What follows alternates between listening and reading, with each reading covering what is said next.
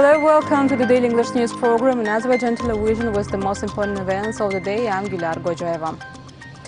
The decisive victory of the battlefield led to Azerbaijan's victory in the diplomatic area. Today, it's time to strengthen peace and security in the region. In that sense, Russian-Turkish cooperation established in accordance with the wishes of the official Baku will play a vital role.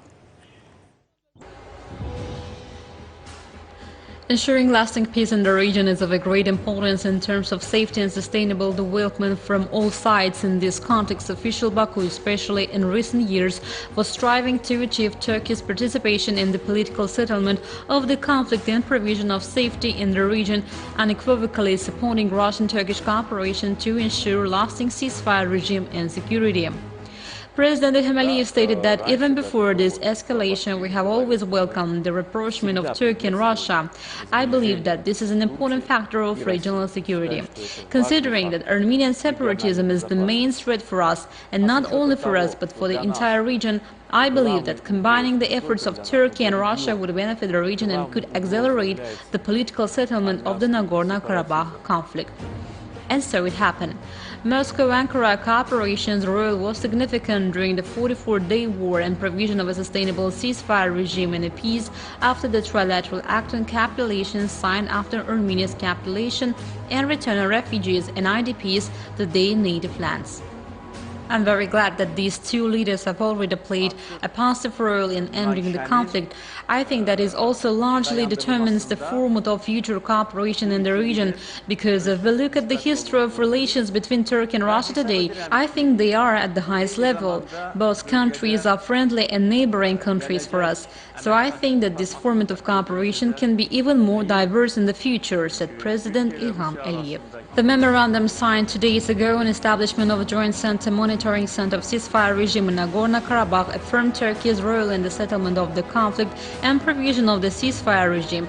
So in fact, 2+2 format, which was mentioned earlier, is being initiated. In the current situation, it seems incomprehensible that countries which played no role in the just settlement of the conflict act more like Armenians than Armenians themselves. In that sense, the position of France, which should remain neutral as a mediator, is especially surprising. ED to the President noted that so the co-chair of OSCE Minsk Group, France, is not taking any step for the elimination of Armenia's ongoing occupation against Azerbaijan, and implementation of the UN Security Council resolutions is now being diligent unilaterally. Interesting whether France has ever worried about Azerbaijani IDPs' return to their lands in these 30 years. On the contrary, the liberation of Azerbaijani lands from the occupation and ensuring the rule of international law continues to concern France. Apparently, Paris is not alone. Another French-speaking country, Canada, is also concerned. Bias is also present in the statement disseminated by the Foreign Minister of Canada, François-Philippe Champagne. The statement emphasizes the difficult time for Armenian people and IDPs expelled from Karabakh are not mentioned. Yes, such synchronous statements from some countries resemble a symphony of an orchestra conducted by the same conductor. But it doesn't matter, victory bell sounds in Azerbaijan, embodying peace in the region, peace and prosperity for all peoples living here. Renaming Gushchibaba village of Khojalı region to Baharli and Sakura village of Khojavan to Hünerli was discussed at the meeting of the Parliamentary Committee on Regional Affairs of Milli Meclis.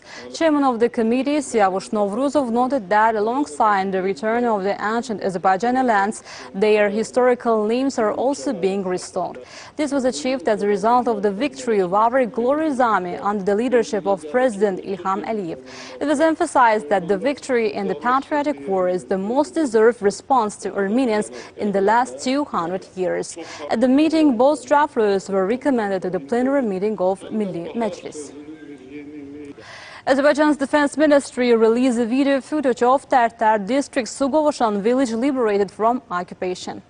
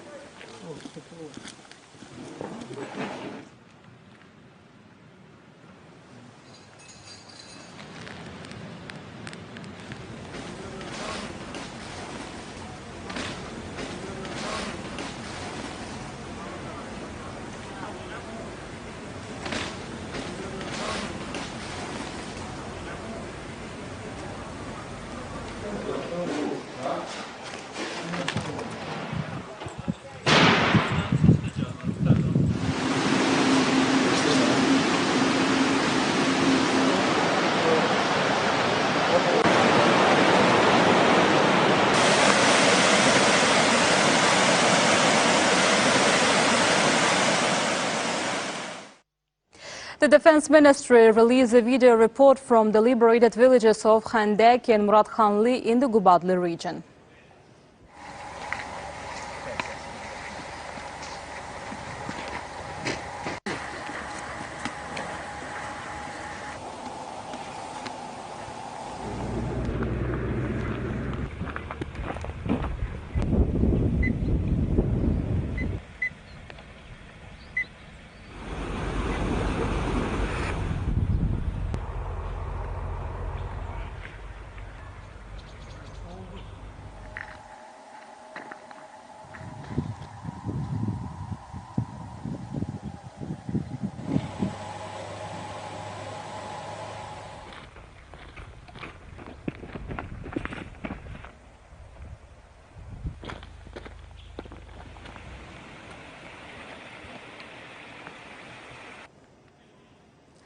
Friday prayer was performed at historical Yuxarı Gövhər Mosque in Azerbaijani city of Şuşa for the first time in 28 years.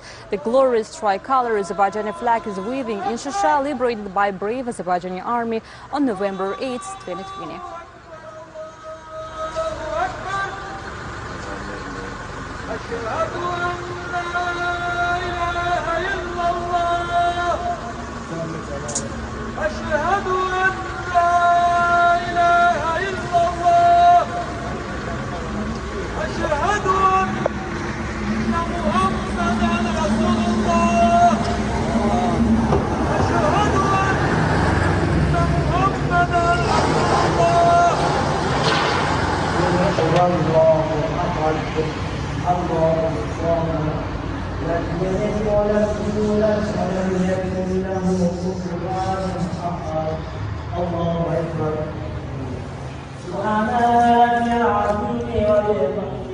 ربي صل على محمد وآل محمد صلى الله عليه وسلم. الله أكبر.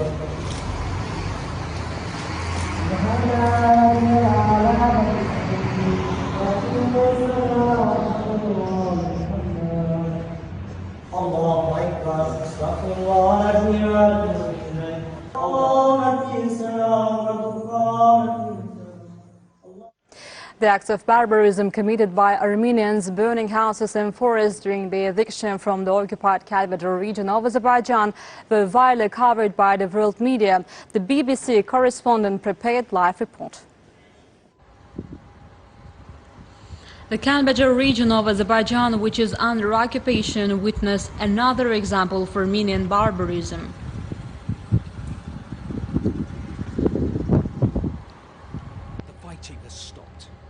BBC correspondent Will Werner noted that the population settled in the Kəlbəcər region, vacating their homes, even took door frames with them. One of the most interesting moments of the report was the loading of the used toilet bowl in the car. While living in illegal occupied territories, residents burn houses and forests. And if they must leave now, some Armenians are leaving nothing behind. No Azerbaijani can move into the ancient monastery. One of the most beautiful examples of Albanian architecture is the monastery of Dadivang, is also in deplorable state. The video records show how the monastery was subjected to falsification. Although the religious monument was not destroyed, it was completely Greco-Romanized. Before setting off to Armenia, the population bid farewell to this church. Apparently, they finally heeded that they were at the end of the road.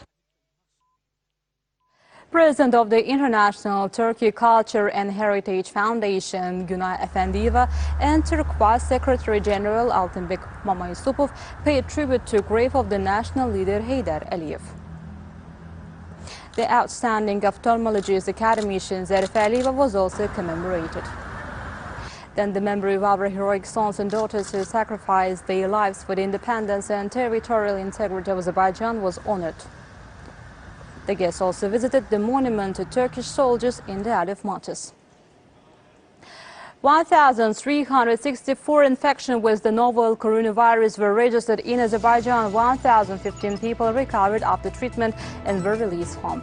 22 people who earlier tested positive for the COVID-19 virus died. The overall confirmed cases in Azerbaijan have reached 71,580 with 53,001 recoveries and 927 deaths. The number of active infections is 17,652. To detect new infection cases over the past day, 9,744 tests and overall 1,489,382 tests have been conducted in Azerbaijan, the task force under the Cabinet of Ministers reported. That was all for today. Thank you for being with us. Goodbye.